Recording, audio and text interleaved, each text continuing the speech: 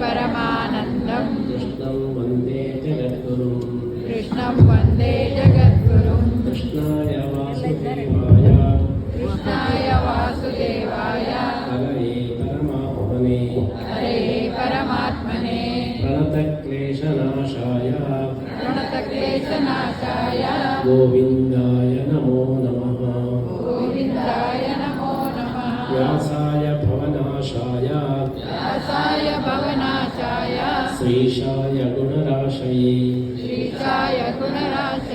कृत्याय शुद्धविद्याय मध्वाय च नमो नमः धृतराष्ट्रमुवाच धर्मक्षेत्रे कुरुक्षेत्रे समवेतायुत्सवः मामका पाण्डवाश्चैव किमकुर्वत सञ्जय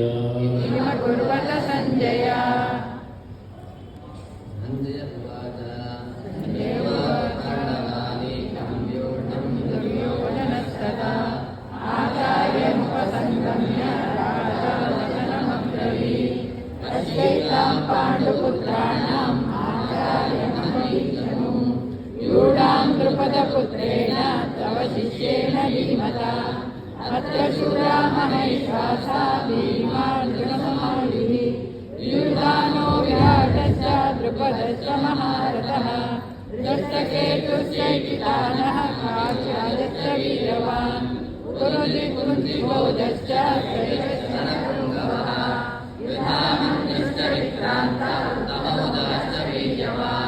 सौभद्रो द्रौपदेयाश्च सर्वैव महारथाः अस्माकं तु विशिष्टाये तानि बोधद्विजोत्तम नायका मम सैन्यस्य सन्नाथं तां ब्रवीमि भवान् भीष्मश्च कर्णश्च अश्वत्थामा विकर्णश्च सौम्यदत्तिश्च अन्ये च बहवः शूरा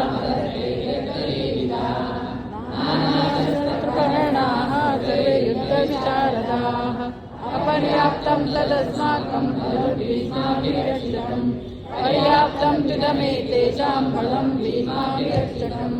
अयनेषु सर्वेषु यथा भागमस्तिनाः भीष्ममेवाभिरक्षन्तु भवन्तः सर्व एव हि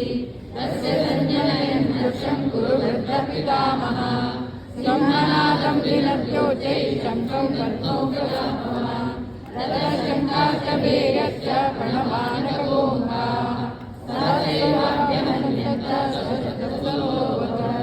ततश्चैतैर्हये युक्ते महती सन्दने स्थितौ माधवा पाण्डवा चैव दिव्यौ शङ्कौ प्रदध्मतु पाञ्चजन्यं ऋषिकेशो देवदत्तं धनञ्जयः पौलं दद्मौ महाशङ्कं भीमकर्मवृकोदरः अनन्तविजयं राजा कुन्तीपुत्रो युधिष्ठिरः नकुलः सहदेवस्य घोषमणिपुष्पकौ काश्यश्च परमेश्वासः शिखण्डी च महारथः धृष्टद्युम्नो विराटश्च सात्यकिश्च पराजितः द्रुपदो द्रौपदेयाश्च सर्वशः पृथिवीपते सौभद्रश्च महाबाहुः शङ्खान् दद्मौ पृथक् घोषो दातराष्ट्राणां हृदयानि विदारयत् नभश्च पृथ्वीं चैव तुमुलो व्यनुनादयन् अथ व्यवस्थितां दृष्ट्वा दातराष्ट्रान् कपिध्वजः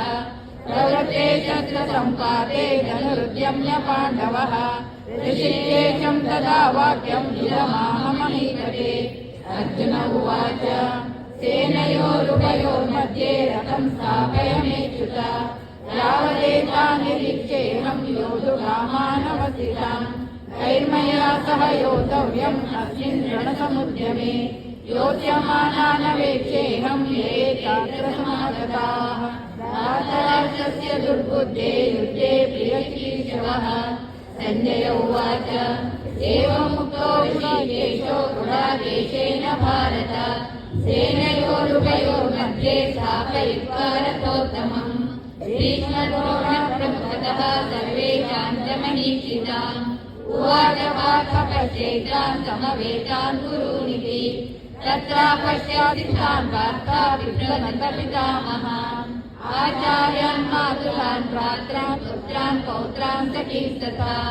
श्वशुरान् सुहृदश्चैव सेनयोरुभयोरपि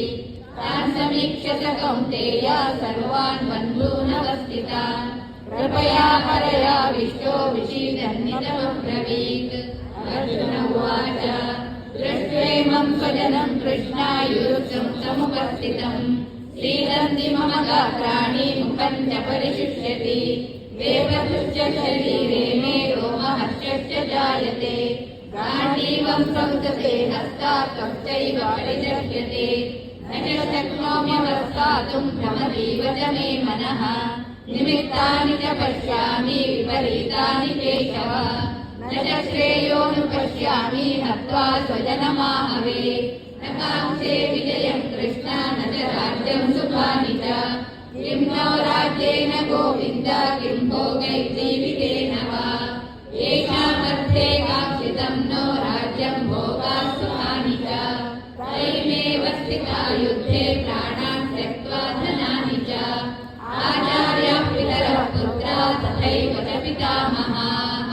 मातुलाः श्वशुराः पौत्राः शालाः सम्बन्धिनस्तथा एतानहन्तुमिच्छामि नतोऽपि मधुसूदन अपि त्रैलोक्यराज्यस्य हेतो किं नु मही कृते निहत्य धार्तराष्ट्रान्नः का प्रीतिः स्यात् जनार्दन पापमेवाश्रये तस्मात् त्वैतानाथसायिनः तस्मान्नाः वयं हन्तुं धार्तराष्ट्रान् स्वबान्धवान् स्वजनं निकटं हत्वा सुखिनः स्याम माधव यद्यपेतेन पश्यन्ति लोभोपहतचेतसः कुलक्षयकृतं दोषं मित्रद्रोहे च पातकम् कथं न ज्ञेयमस्माभिः पापादस्मान् निवर्तितुम् कुलक्षयकृतं दोषं प्रपश्यति जनार्दनः कुलक्षये प्रणश्यन्ति कुलधर्मा सनातनाः धर्मे नष्टे कुलं कृत्स्ना धर्मोऽभिभवत्युत अधर्माभिभवात् कृष्णा प्रदुष्यन्ति कुलस्त्रियः स्त्रीषु दुष्टासु वार्ष्णेया जायते वर्णसङ्करः सङ्करो नरकायैव कुलज्ञानां कुलस्य च वदन्ति पितरो येषां मृतपिण्डोदकक्रियाः दोषे रेखै कुलज्ञानां वर्णसङ्करकारकैः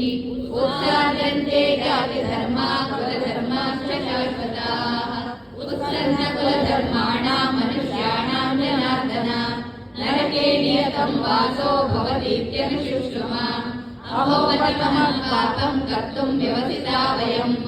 यदार्जसुखलोभेन हन्तुं स्वजनमुद्यताः